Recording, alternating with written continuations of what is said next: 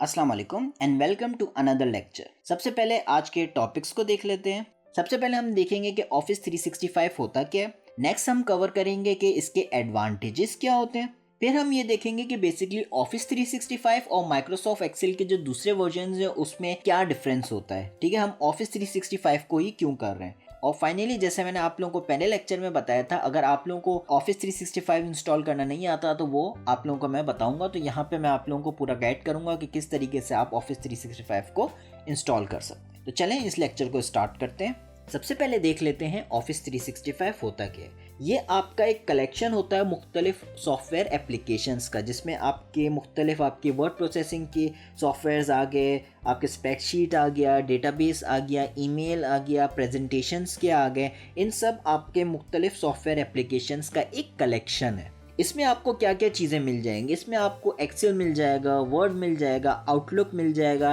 One drive मिल जाएगी, power point मिल जाएंगी, Microsoft teams मिल जाएंगी, माइक्रोसॉफ्ट एक्सेस मिल जाएगा, पब्लिशर मिल जाएगा और ना जाने आप लोगों को कितने सॉफ्टवेयर मजीद मिल जाएंगे। तो ये सब आपके जो सॉफ्टवेयर हैं इनका एक कलेक्शन है। तो ये हमारे पास ऑफिस 365 है और इसमें जो हम एक्सेल को यूज़ करेंगे वो हमारा एक्सेल 365 का वर्जन होगा। अब हम देख लेते हैं ऑफिस 365 का एडवांटेजेस क्या है। क्यों मैं आप लोगों को चाह रहा हूँ कि आप एक्सेल जो है वो 365 यूज़ करें। उसका रीज़न सबसे बड़ा ये है कि माइक्रोसॉफ्ट जो है वो आपकी जितनी भी फीचर्स और जितनी भी सिक्योरिटी अपडेट्स वगैरह होती हैं वो इसके अंदर आपकी कंटिन्यूस बेसिस पे अपडेट करता रहता है। तो इसका फ़ायदा ये होता है कि जितनी भी लेटेस्ट चीज़ें हैं वो आपको मिलती रहेंगी। अगर आप कोई पुराना वर्जन यूज़ करेंगे, ठीक है, 2007 का हो गया, 10 का हो गया, 16 का हो गया, तो आप लोगों को वो नई चीज़ें नहीं मिलेंगी। वो आप लोगों को एक स्पेसिफिक चीज़ मिल जाएंगी।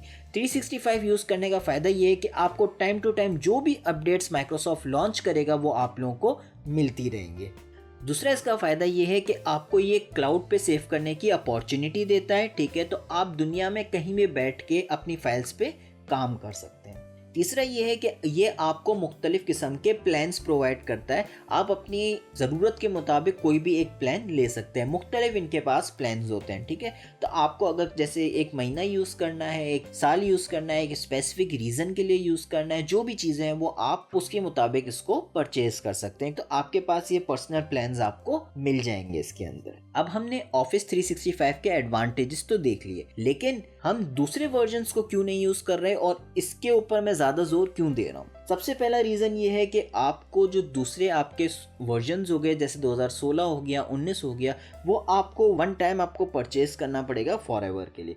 जबकि आपका 365 आपके सब्सक्रिप्शन बेसिस पे, रिकरिंग बेसिस पे, पीरियोडिक बेसिस पे आपको पेमेंट्स उसकी करनी पड़ती है। यानी कि जब तक आपको यूज़ करना है आप तब तक की उसकी पेमेंट करते रहें। ठीक है, लेकिन दूसरे उसमें क्या है, दूसरे उसमें आपको एक ही टाइम के लिए पूरा ख़रीदना पड़ेगा। इसके लिए अगर आपको एक महीने के लिए यूज़ करना है तो आप एक महीने की फ़ीस पे करें, 3 महीने के लिए यूज़ करना है तो 3 महीने की फ़ीस पे करें। पूरा एक साथ सॉफ्टवेयर ख़रीदने की और पूरे पैसे उस पर लगाने की ज़रूरत नहीं है। ठीक है, दूसरा इसमें एडवांटेज ये होता है कि आपको ऑटोमेटिक अपडेट्स आती रहती हैं। जो भी माइक्रोसॉफ्ट आपका अपडेट लॉन्च करेगा दूसरे वर्जन्स में नहीं डालेगा, वो एक लिमिट तक उस अपडेट्स को डालेगा। ठीक है, जैसे 2016 में अब अपडेट्स नहीं आएंगी। ठीक है, लेकिन 365 चाहे आपने कभी भी लिया हो, 2016 में ही आपने क्यों नहीं लिया हो, आपके पास लेटेस्ट अपडेट्स आज तक वो मौजूद होंगे। और फाइनली जैसे मैंने आप लोगों को बताया कि आप क्लाउड स्टोरेज आपको मिलता है, तो आप दुनिया में बैठ के कहीं भी उसको यूज़ कर सकते हैं। ठीक है, तो ये आपको एडवांटेज जो है वो बाकी वर्जन्स में या तो नहीं मिलता या तो लिमिटेड मिलता है। तो ये रीजंस हो गए जिसकी वजह से मैं आप लोगों को प्रेफर कर रहा हूँ कि आप ऑफिस 365 ही इंस्टॉल करें। ठीक है, अब हम देख लेते हैं कि ऑफिस 365 को इंस्टॉल किस तरीके से करते हैं। ये हमारा गूगल आ गया, यहाँ पे हम ऑफिस 365 सिंपली रखेंगे।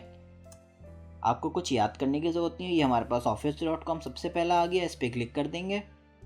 यहाँ पे आपको 3 ऑप्शंस वो दे रहा है। अगर आपके पास ऑलरेडी माइक्रोसॉफ्ट का अकाउंट है तो आप साइन इन कर लें। ठीक है, या फिर आपको डायरेक्टली अगर परचेस करना है तो गेट माइक्रोसॉफ्ट 365 पे आप क्लिक कर लें। और अगर आपको पहले ट्राई करना है या फ्री वर्जन अगर आपको लेना है तो आप यहाँ पे साइन अप कर लें। ठीक है, आप साइन अप पे यहाँ पे चले जाएंगे। यहाँ पे वो आपसे पूछेगा कि आप अपनी ईमेल एड्रेस यहाँ पे डालें। इसके बाद वो आपसे पासवर्ड और आपकी कुछ डिटेल्स वगैरह पूछेगा और आपकी माइक्रोसॉफ्ट की आईडी बन जाएगी। इसके बाद वो आपको ले जाएगा कुछ ऐसे पेज पे ठीक है, यहाँ पे आप चले जाएंगे, यहाँ पे आपके पास इंस्टॉल का ऑप्शन आएगा और यहाँ से आप इंस्टॉल कर सकते हैं माइक्रोसॉफ्ट 365। ठीक है, अगर आपको इंस्टॉल नहीं करना तो यहाँ पे ये आप यहाँ पे क्लिक करके एक्सेल को ऑनलाइन वर्जन में भी यूज़ कर सकते हैं। ठीक है, ये जैसे मैंने यहाँ पे खोला तो ये आपका एक्सेल यहाँ पे ऑनलाइन वर्जन में आपके पास खुल जाएगा। अगर पीसी में आपने इंस्टॉल किया है तो यहाँ स्टार्ट में आप एक्सेल लिख लें, ये आप क्लिक करेंगे तो आपके पास ऐसी विंडो ओपन होगी और यहाँ पे आप ब्लैंक विंडो पे आप क्लिक करेंगे तो ये आपके पास एक्सेल खुल जाएगा। ठीक है, यहाँ मैं आप लोगों को एक दो चीज़ें बताता चलूँ।